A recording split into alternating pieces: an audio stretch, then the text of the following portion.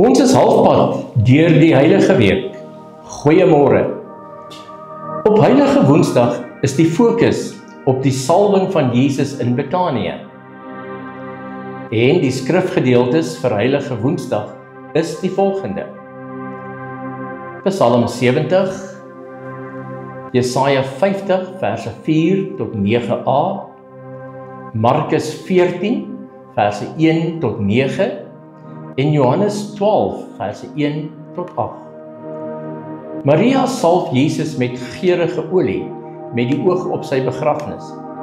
Maria se salwing van Jesus word in evangelie boodskap vir gelowiges deur die tye heen.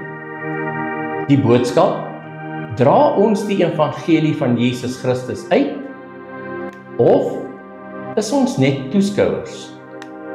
Anders as Judas is ons beursies oop vir die uitbreiding van die koninkryk van God.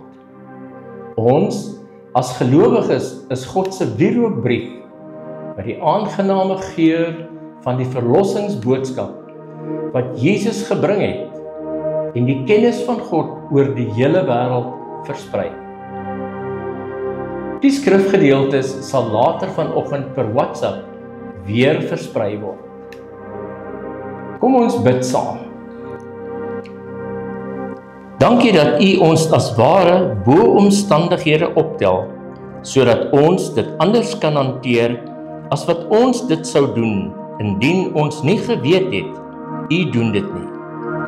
Ons wil ons nie deur elke brander op en af, en deur elke wind heen en weer gewaai word nie. Ons wil binne ons vermoë en na die eise van elke situasie in U krag leef.